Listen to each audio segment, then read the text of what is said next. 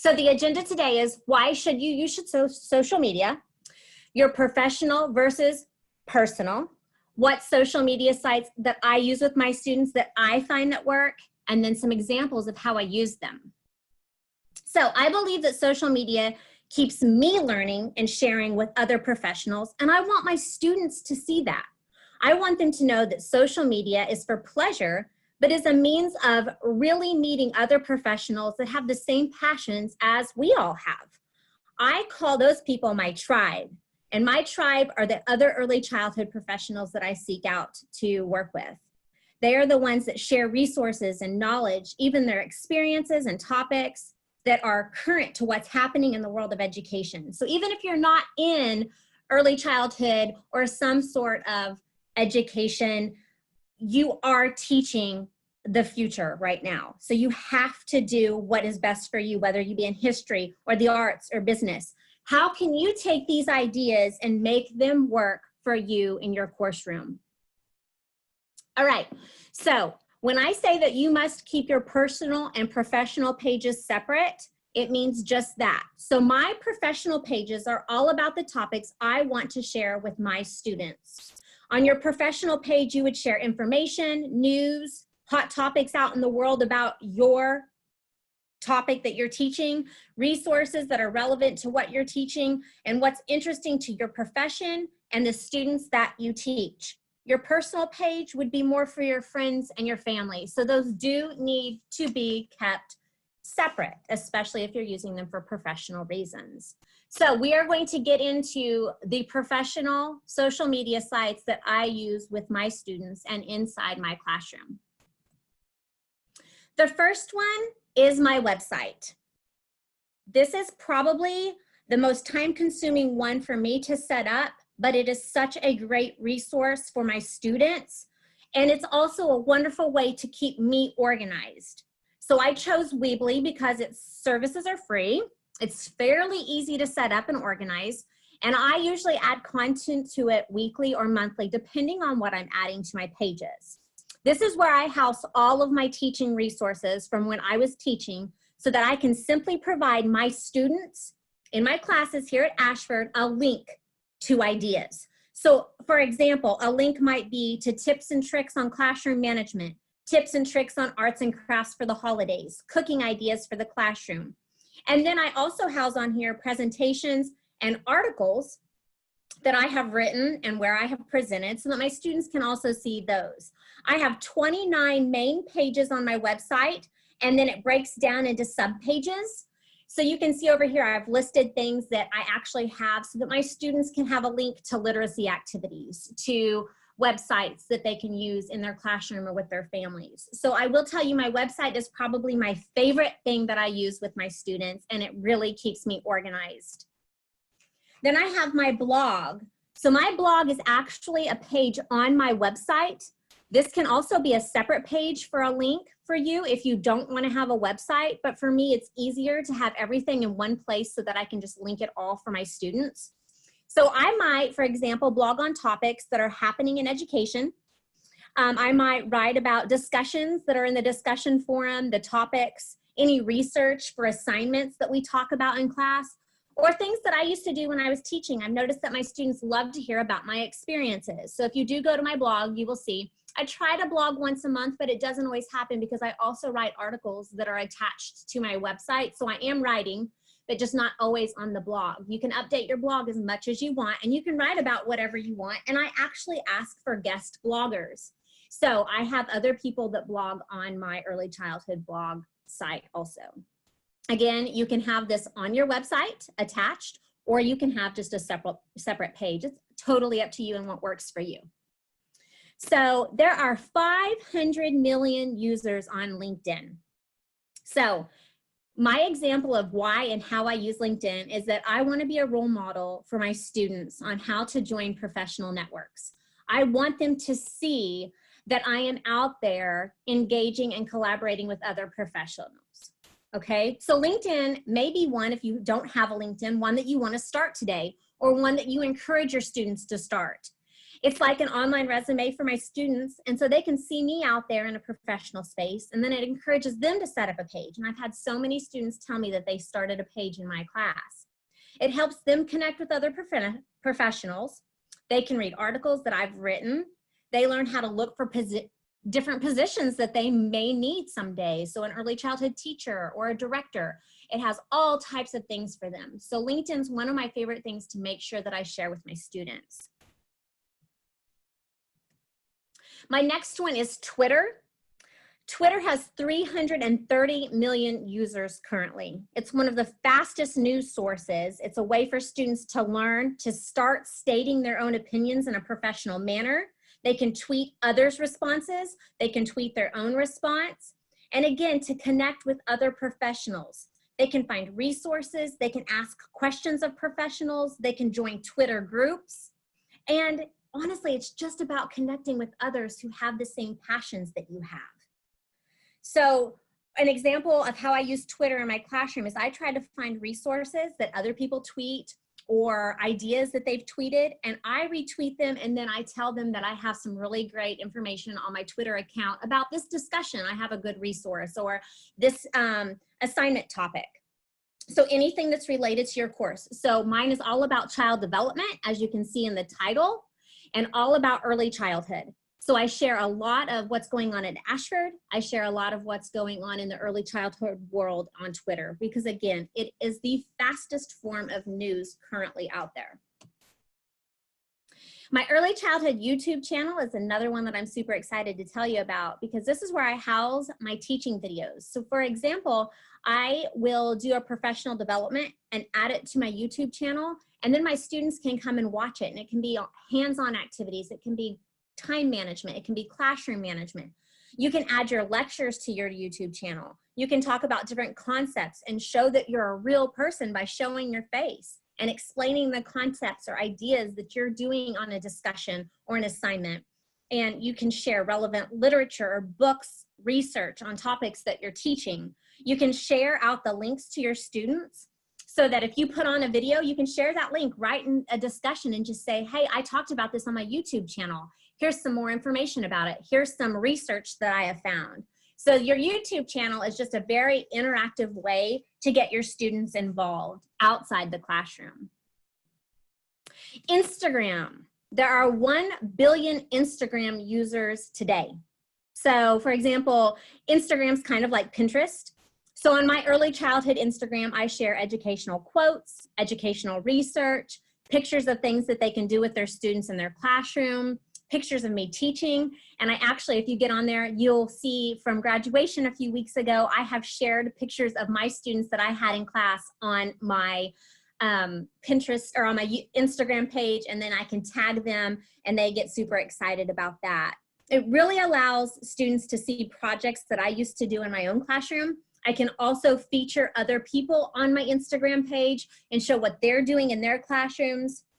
So as my students are scrolling through their personal Instagram pages, my positive quotes about education can come up, or an activity that they can use with their children at home or with their children at school come up, because we know that they are on these platforms. We know that they're on Instagram, Twitter. As they're scrolling, let them know that you are out there showing a professional presence.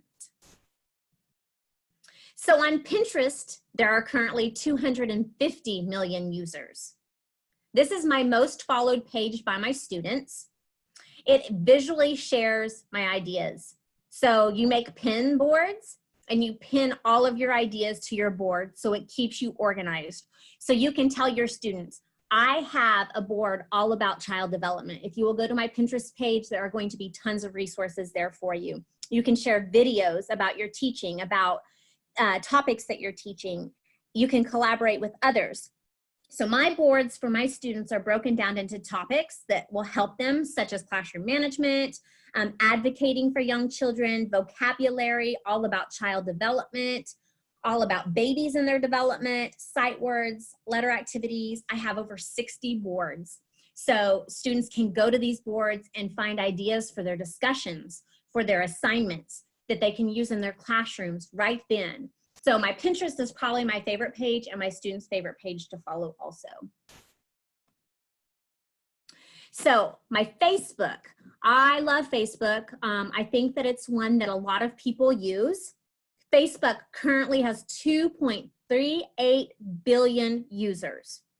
So as we know, Facebook used to be all about socializing, meeting new people, sharing pictures, but today it can be used for so much more. My Facebook page shares all early childhood topics, ideas, quotes. I can even start, for example, a professional discussion about a topic. Let's say a topic in our discussion, or a topic that I started in the Ashford Cafe, or a topic that I started about the assignment. And students can get on and share their opinions, and then we can all share relevant resources or credible links and engage students outside the classroom. So my Facebook page is another one that a lot of people follow. And so with these statistics of Twitter, Pinterest, LinkedIn, Facebook, all of the statistics I shared with you, how are we not using these in our classroom? So as you'll see, I do like to diversify. So I try to use as many forms for all students, just like I would in my classroom. So a website, a blog, an Instagram, a YouTube. So if you're not on one, then you will be on another and you're still getting the same information. If I link something to my YouTube page or to my Pinterest or my Instagram, it can automatically go to my Facebook page.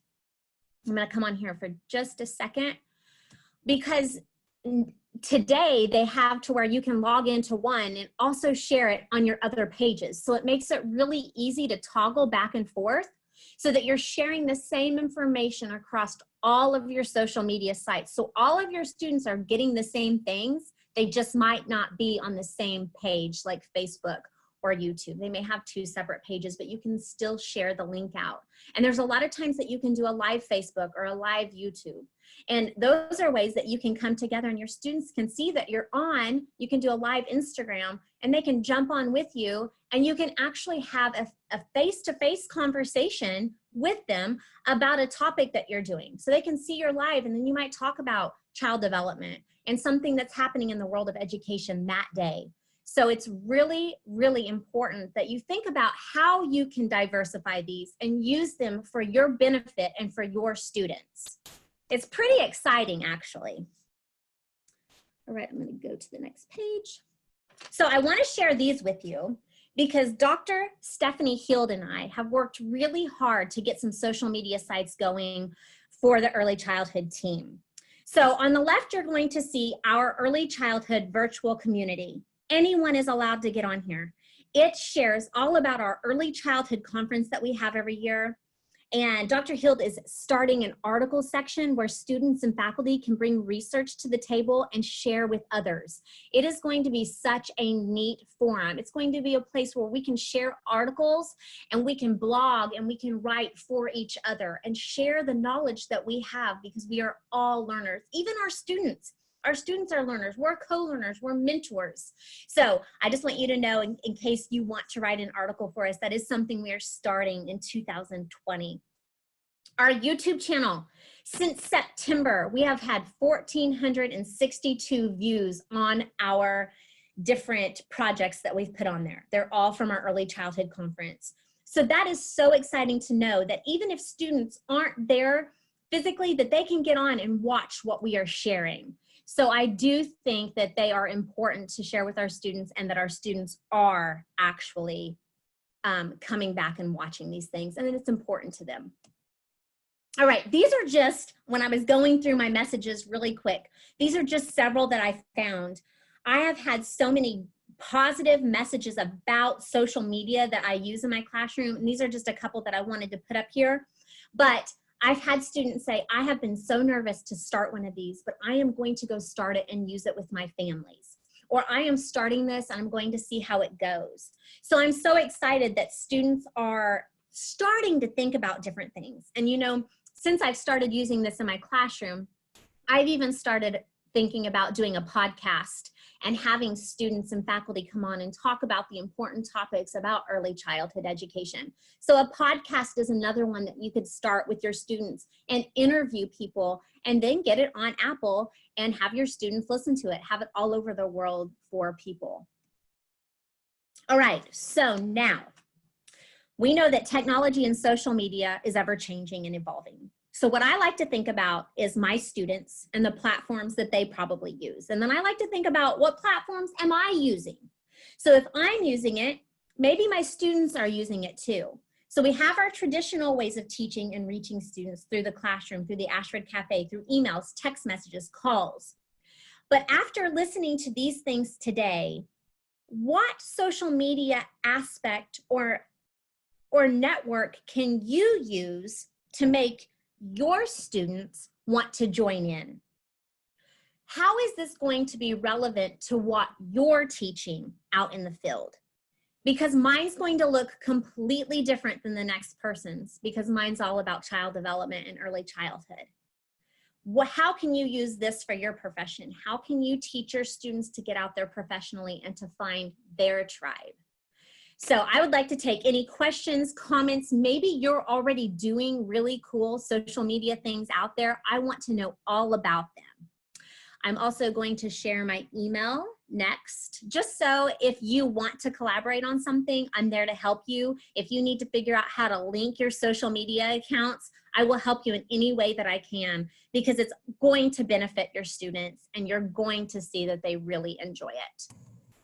If you have questions, I am ready to take your questions. Barbara asked a great question in the chat about needing to get permission from students to use their photos. Is that something that you have a particular way you go about doing? So I don't usually share my students' photos. I just did at graduation, and yes, I got all of their permission, and they were so excited, and then they start collaborating back and forth with you. So I just did that on Instagram. And yes, so for every person that I took a picture with, I did get their permission. If I'm ever going to use anything, then yes, you need to get their permission just like you would in the classroom. So, but my students have always been very excited about that. Good question. I've got to shut these blinds. I can't see. Are there any other questions? Is anyone sharing anything great that they want to share? Oh, Elizabeth is sharing on her Pinterest page to help. I love that for instructional design. That's so cool.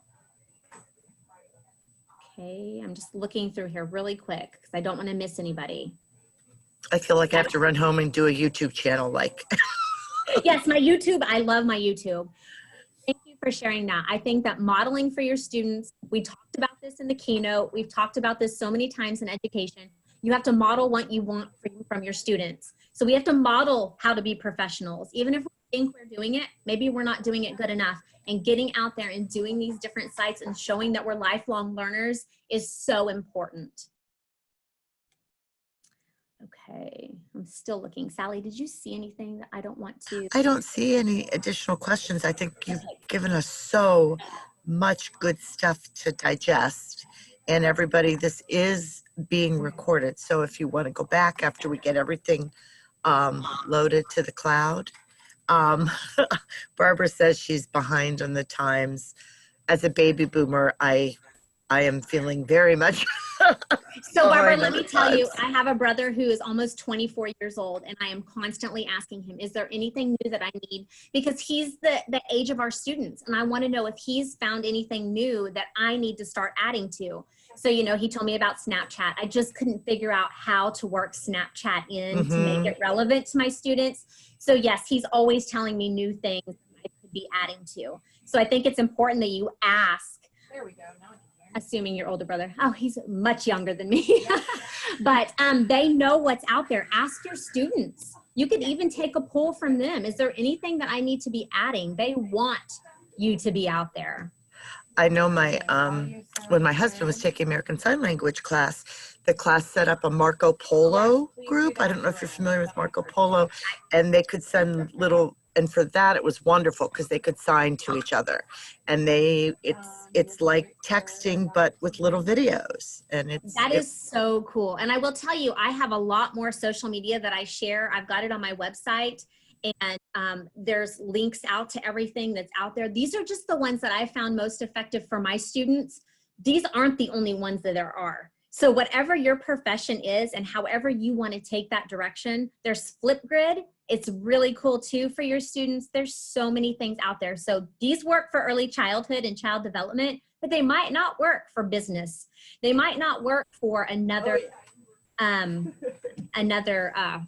teach philosophy, so that's why I'm thinking YouTube for lectures and things. It's great. Most definitely. And I'll tell you, I used my YouTube channel in my classroom a lot for parents that couldn't come in. And so I would do the meetings and then share that link out to them. So I'm telling you, they work, and I would love to collaborate with any of you. So here's my email address. If you have any questions, I am free to help you set up any of your social media, and your students will really appreciate it in the end. Thank you, Ramona. That is so sweet. Steph, thank you. You are my co-rock star. I am trying to think about how to build a website. Elizabeth, the reason I said earlier that I picked Weebly is because it's free. We also use the Google site that's almost like a website or like Weebly. So you could choose either one of those. If you want help, let me know. The Weebly that's free, they also have wonderful customer service, and they are there 24/7 and will help you in any way. So it's a really great tool to use. And I know our students use it in some of the classes, and they seem to be able to navigate it very well. And your early childhood faculty are all looking forward to being guests on your podcast. Yes, I have been talking about a podcast for about a year. I just need to light a match underneath me and start it. And Dr. Hild, I'm trying to get her in on it with me. So we've got some things in the works. I'm always trying to figure out how I can reach my students more and get them more involved. Because like I said, even if you try to have meetings or meet and chats with your students, just because they can't be there live doesn't mean that they're not watching or listening to it later. Because as we know, having our early childhood conference, we have people that come back and watch our presentations all year long. So they are there and they are watching. They just might not be able to be there live. So yeah, Barbara commented also about the use of Weebly in the ECE classes, so that's great. Yes, and another thing is after your students set these up, they can use them out in the real world. So we're letting them leave our classes with something much more than just the class material. They're leaving with real world experience, professionals that they can collaborate with, and that tribe that's going to help them get through their profession. So that's wonderful. Well, Dr. Shipley, thank you so much. This is, boy, your passion for this just really comes through. And I'm so glad I got to host this one. And again, and please feel free to contact Letitia. I know from personal experience, she's always there to help and offer support. So I know you'd like to share more of these great ideas. So I'm very grateful for all the great attendance, and enjoy. And I think in about 5 or 6 minutes, we have another great keynote coming up. So please consider joining us for that. Thank you, Sally, and thank you, everyone. Again, I'm here to help in any way. Just reach out. Thank you. Terrific. Thank you so much. Thank you. Bye now.